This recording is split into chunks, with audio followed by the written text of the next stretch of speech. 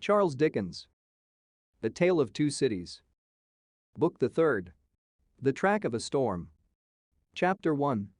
In Secret. The traveler fared slowly on his way, who fared towards Paris from England in the autumn of the year 1792. More than enough of bad roads, bad equipages, and bad horses he would have encountered to delay him, though the fallen and unfortunate King of France had been upon his throne in all his glory, but the changed times were fraught with other obstacles than these. Every town gate and village taxing house had its band of citizen patriots, with their national muskets in a most explosive state of readiness, who stopped all comers and goers, cross-questioned them, inspected their papers, looked for their names in lists of their own, turned them back, or sent them on, or stopped them, and laid them in hold, as their capricious judgment or fancy deemed best for the dawning republic one and indivisible, of liberty, equality, fraternity, or death. A very few French leagues of his journey were accomplished when Charles Darnay began to perceive that for him along these country roads there was no hope of return until he should have been declared a good citizen at Paris. Whatever might befall now, he must on to his journey's end. Not a mean village closed upon him, not a common barrier dropped across the road behind him, but he knew it to be another iron door in the series that was barred between him and England.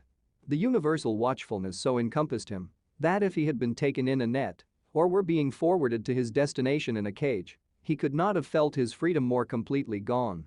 This universal watchfulness not only stopped him on the highway 20 times in a stage, but retarded his progress 20 times in a day by riding after him and taking him back, riding before him and stopping him by anticipation, riding with him and keeping him in charge. He had been days upon his journey in France alone when he went to bed tired out in a little town on the high road, still a long way from Paris. Nothing but the production of the afflicted Gabelle's letter from his prison of the Abbaye would have got him on so far. His difficulty at the guard-house in this small place had been such that he felt his journey to have come to a crisis. And he was, therefore, as little surprised as a man could be to find himself awakened at the small inn to which he had been remitted until morning, in the middle of the night. Awakened by a timid local functionary and 3 armed patriots in rough red caps and with pipes in their mouths, who sat down on the bed. "Emigrant," said the functionary, "I am going to send you on to Paris, under an escort." "Citizen, I desire nothing more than to get to Paris, though I could dispense with the escort." "Silence," growled the red cap, striking at the coverlet with the butt end of his musket. "Peace, aristocrat." "It is as the good patriot says," observed the timid functionary. "You are an aristocrat and must have an escort and must pay for it." "I have no choice," said Charles Darnay. "Choice? Listen to him," cried the same scowling red cap. "As if it was not a favor to be protected from the lamp iron." "It is always as the good patriot says," observed the functionary. "Rise and dress yourself, emigrant." Darnay complied and was taken back to the guard-house, where other patriots in rough red caps were smoking, drinking, and sleeping by a watch fire. Here he paid a heavy price for his escort, and hence he started with it on the wet roads at 3 o'clock in the morning. The escort were 2 mounted patriots in red caps and tricolored cockades, armed with national muskets and sabers, who rode one on either side of him. The escorted governed his own horse, but a loose line was attached to his bridle, the end of which one of the patriots kept girded round his wrist. In this state they set forth with the sharp rain driving in their faces, clattering at a heavy dragoon trot over the uneven town pavement and out upon the mire-deep roads. In this state they traversed without change, except of horses and pace, all the mire-deep leagues that lay between them and the capital. They traveled in the night, halting an hour or 2 after daybreak and lying by until the twilight fell. The escort were so wretchedly clothed that they twisted straw round their bare legs and thatched their ragged shoulders to keep the wet off. Apart from the personal discomfort of being so attended, and apart from such considerations of present danger as arose from one of the patriots being chronically drunk and carrying his musket very recklessly, Charles Darnay did not allow the restraint that was laid upon him to awaken any serious fears in his breast, for he reasoned with himself that it could have no reference to the merits of an individual case that was not yet stated and of representations confirmable by the prisoner in the Abbaye that were not yet made. But when they came to the town of Beauvais, which they did at eventide, when the streets were filled with people, he could not conceal from himself that the aspect of affairs was very alarming. An ominous crowd gathered to see him dismount of the posting yard, and many voices called out loudly "Down with the emigrant." He stopped in the act of swinging himself out of his saddle and, resuming it as his safest place, said, "Emigrant, my friends. Do you not see me here, in France, of my own will? You are a cursed emigrant," cried a farrier, making at him in a furious manner through the press, hammer in hand, "and you are a cursed aristocrat." The postmaster interposed himself between this man and the rider's bridle, at which he was evidently making, and soothingly said, "Let him be. Let him be. He will be judged at Paris." "Judged?" repeated the farrier, swinging his hammer. "And condemned as a traitor." At this the crowd roared approval. Checking the postmaster, who was for turning his horse's head to the yard, the drunken patriot sat composedly in his saddle looking on. With the line round his wrist, Darnay said, as soon as he could make his voice heard, "Friends, you deceive yourselves, or you are deceived. I am not a traitor." "He lies," cried the smith. "He is a traitor since the decree. His life is forfeit to the people. His cursed life is not his own." At the instant when Darnay saw a rush in the eyes of the crowd, which another instant would have brought upon him, the postmaster turned his horse into the yard, the escort rode in close upon his horse's flanks, and the postmaster shut and barred the crazy double gates. The farrier struck a blow upon them with his hammer, and the crowd groaned, but no more was done. "What is this decree that the smith spoke of?" Darnay asked the postmaster when he had thanked him and stood beside him in the yard. "Truly, a decree for selling the property of emigrants." "When passed?" "On the 14th. The day I left England. Everybody says it is but one of several, and that there will be others if there are not already, banishing all immigrants and condemning all to death who return. That is what he meant when he said your life was not your own. But there are no such decrees yet?" "What do I know?" said the postmaster, shrugging his shoulders. "There may be, or there will be. It is all the same. What would you have?" They rested on some straw in a loft until the middle of the night and then rode forward again when all the town was asleep. Among the many wild changes observable on familiar things which made this wild ride unreal, not the least was the seeming rarity of sleep. After long and lonely spurring over dreary roads, they would come to a cluster of poor cottages, not steeped in darkness, but all glittering with lights, and would find the people, in a ghostly manner in the dead of the night, circling hand in hand round a shriveled tree of liberty, or all drawn up together singing a liberty song. Happily, however, there was sleep in Beauvais that night to help them out of it, and they passed on once more into solitude and loneliness, jingling through the untimely cold and wet, among impoverished fields that had yielded no fruits of the earth that year, diversified by the blackened remains of burned houses and by the sudden emergence from ambuscade and sharp reining up across their way of patriot patrols on the watch on all the roads. Daylight at last found them before the wall of Paris. The barrier was closed and strongly guarded when they rode up to it. "Where are the papers of this prisoner?" demanded a resolute-looking man in authority who was summoned out by the guard. Naturally struck by the disagreeable word, Charles Darnay requested the speaker to take notice that he was a free traveler and French citizen, in charge of an escort which the disturbed state of the country had imposed upon him and which he had paid for.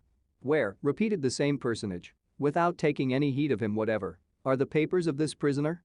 The drunken patriot had them in his cap and produced them. Casting his eyes over Gabelle's letter, the same personage in authority showed some disorder and surprise and looked at Darnay with a close attention. He left escort and escorted without saying a word, however, and went into the guard room. Meanwhile, they sat upon their horses outside the gate. Looking about him, while in this state of suspense, Charles Darnay observed that the gate was held by a mixed guard of soldiers and patriots, the latter far outnumbering the former, and that while ingress into the city for peasants' carts bringing in supplies and for similar traffic and traffickers was easy enough, egress, even for the homeliest people, was very difficult. A numerous medley of men and women, not to mention beasts and vehicles of various sorts, was waiting to issue forth, but the previous identification was so strict that they filtered through the barrier very slowly. Some of these people knew their turn for examination to be so far off that they lay down on the ground to sleep or smoke, while others talked together or loitered about. The red cap and tricolor cockade were universal, both among men and women. When he had sat in his saddle some half hour, taking note of these things, Darnay found himself confronted by the same man in authority who directed the guard to open the barrier. Then he delivered to the escort, drunk and sober, a receipt for the escorted and requested him to dismount. He did so, and the two patriots, leading his tired horse, turned and rode away without entering the city. He accompanied his conductor into a guard room, smelling of common wine and tobacco, where certain soldiers and patriots, asleep and awake, drunk and sober, and in various neutral states between sleeping and waking, drunkenness and sobriety, were standing and lying about. The light in the guard house, half derived from the waning oil lamps of the night and half from the overcast day, was in a correspondingly uncertain condition.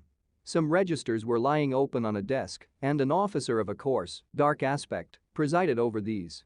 "Citizen Defarge," said he to Darnay's conductor, as he took a slip of paper to write on. "Is this the immigrant Evremond?" "This is the man." "Your age, Evremond?" 37. "Married, Evremond?" "Yes." "Where married?" "In England." "Without doubt." "Where is your wife, Evremond?" "In England." "Without doubt." "You are consigned, Evremond, to the prison of La Force." "Just heaven," exclaimed Darnay. "Under what law, and for what offense?" The officer looked up from his slip of paper for a moment. "We have new laws, Evremond, and new offenses, since you were here." He said it with a hard smile and went on writing. "I entreat you to observe that I have come here voluntarily, in response to that written appeal of a fellow countryman which lies before you.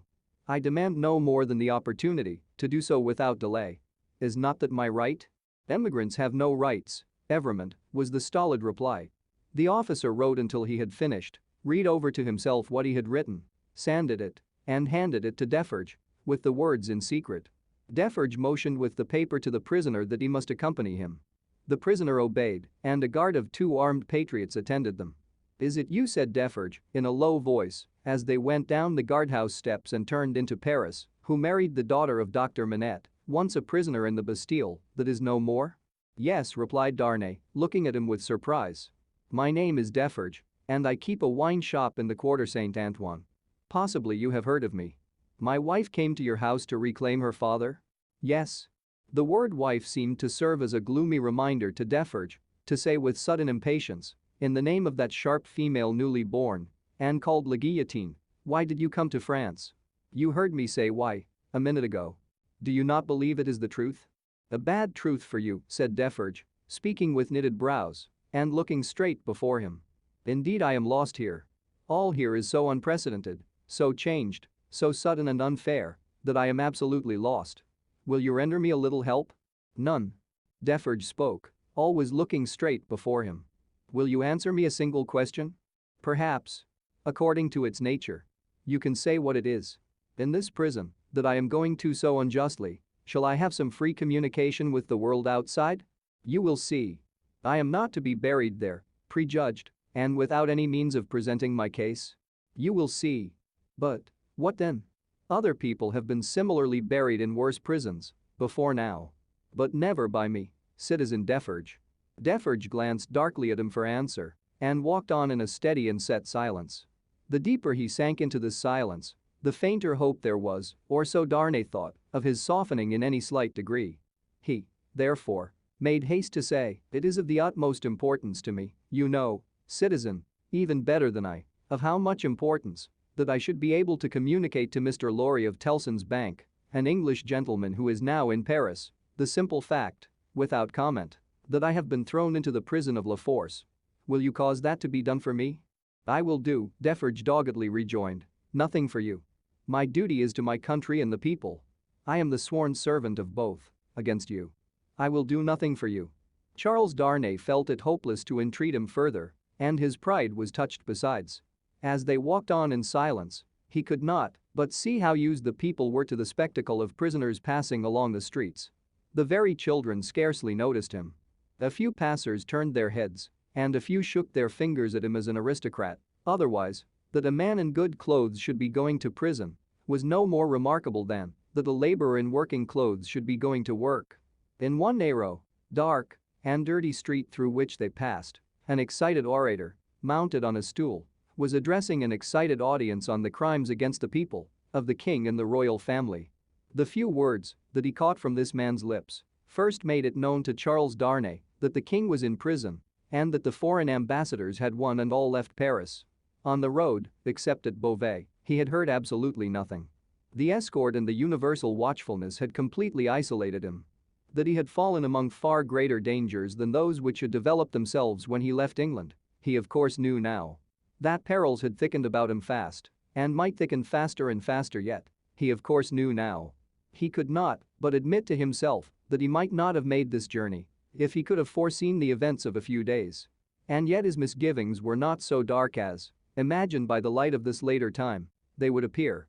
Troubled as the future was, it was the unknown future, and in its obscurity there was ignorant hope.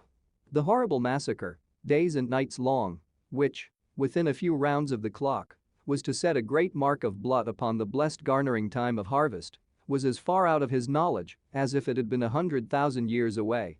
The sharp female newly born and called La Guillotine was hardly known to him, or to the generality of people, by name.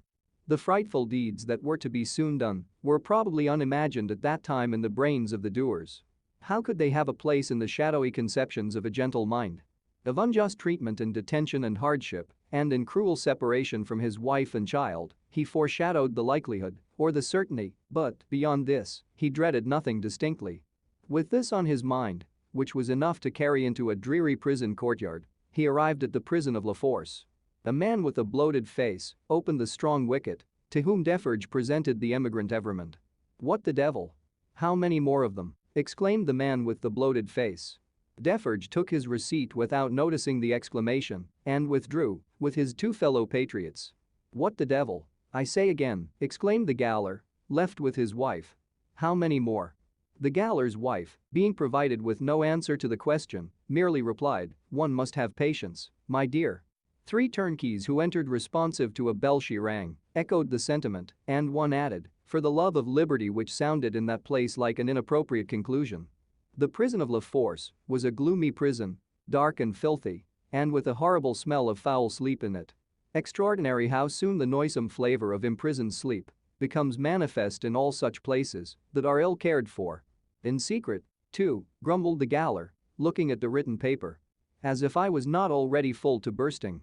He stuck the paper on a file, in an ill humor, and Charles Darnay awaited his further pleasure for half an hour, sometimes pacing to and fro in the strong arched room, sometimes resting on a stone seat, in either case detained to be imprinted on the memory of the chief and his subordinates. "Come," said the chief, at length taking up his keys, "come with me, emigrant." Through the dismal prison twilight, his new charge accompanied him by corridor and staircase, many doors clanging and locking behind them, until they came into a large, low, vaulted chamber, crowded with prisoners of both sexes. The women were seated at a long table, reading and writing, knitting, sewing, and embroidering. The men were for the most part standing behind their chairs or lingering up and down the room. In the instinctive association of prisoners with shameful crime and disgrace, the newcomer recoiled from this company. But the crowning unreality of his long unreal ride was their all at once rising to receive him, with every refinement of manner known to the time, and with all the engaging graces and courtesies of life. So strangely clouded were these refinements by the prison manners and gloom, so spectral did they become in the inappropriate squalor and misery through which they were seen, that Charles Darnay seemed to stand in a company of the dead. Ghosts all. The ghost of beauty, the ghost of stateliness, the ghost of elegance, the ghost of pride, the ghost of frivolity, the ghost of wit, the ghost of youth, the ghost of age, all waiting their dismissal from the desolate shore, all turning on him eyes that were changed by the death they had died in coming there. It struck him motionless. The gaoler standing at his side, and the other gaolers moving about, who would have been well enough as to appearance in the ordinary exercise of their functions, looked so extravagantly coarse contrasted with sorrowing mothers and blooming daughters who were there with the apparitions of the coquette, the young beauty, and the mature woman delicately bred that the inversion of all experience and likelihood, which the scene of shadows presented, was heightened to its utmost. Surely, ghosts all. Surely, the long unreal ride some progress of disease that had brought him to these gloomy shades. "In the name of the assembled companions in misfortune," said a gentleman of courtly appearance and address, coming forward, "I have the honor of giving you welcome to La Force and of condoling with you on the calamity that has brought you among us. May it soon terminate happily. It would be an impertinence elsewhere, but it is not so here, to ask your name and condition." Charles Darnay roused himself and gave the required information in words as suitable as he could find. "But I hope," said the gentleman, following the chief gaoler with his eyes, who moved across the room, "that you are not in secret?" I do not understand the meaning of the term, but I have heard them say so. Ah, what a pity. We so much regret it. But take courage, several members of our society have been in secret at first, and it has lasted but a short time. Then he added, raising his voice, I grieve to inform the society, in secret. There was a murmur of commiseration as Charles Darnay crossed the room to a grated door where the gaoler awaited him, and many voices, among which the soft and compassionate voices of women were conspicuous, gave him good wishes and encouragement. He turned at the grated door to render the thanks of his heart. It closed under the gaoler's hand, and the apparitions vanished from his sight forever. The wicket opened on a stone staircase, leading upward. When they had ascended 40 steps, the prisoner of half an hour already counted them. The gaoler opened a low black door, and they passed into a solitary cell. It struck cold and damp, but was not dark. Yours, said the gaoler. Why am I confined alone? How do I know? I can buy pen, ink, and paper? Such are not my orders. You will be visited, and can ask then. At present, you may buy your food, and nothing more. There were in the cell a chair, a table, and a straw mattress. As the gaoler made a general inspection of these objects and of the four walls before going out, a wandering fancy wandered through the mind of the prisoner leaning against a wall opposite to him that this gaoler was so unwholesomely bloated, both in face and person, as to look like a man who had been drowned and filled with water. When the gaoler was gone, he thought in the same wandering way, now am I left, as if I were dead. Stopping then to look down at the mattress, he turned from it with a sick feeling and thought, and here in these crawling creatures is the first condition of the body after death. 5 paces by 4.5, 5 paces by 4.5, 5 paces by 4.5. The prisoner walked to and fro in his cell, counting its measurement, and the roar of the city arose like muffled drums with a wild swell of voices added to them. He made shoes, he made shoes, he made shoes. The prisoner counted the measurement again and paced faster to draw his mind with him from that latter repetition. The ghosts that vanished when the wicket closed. There was one among them, the appearance of a lady dressed in black, who was leaning in the embrasure of a window, and she had a light shining upon her golden hair, and she looked like let us write on again, for God's sake, through the illuminated villages with the people all awake. He made shoes, he made shoes, he made shoes. 5 paces by 4.5. With such scraps tossing and rolling upward from the depths of his mind, the prisoner walked faster and faster, obstinately counting and counting, and the roar of the city changed to this extent that it still rolled in like muffled drums, but with the wail of voices that he knew, in the swell that rose above them.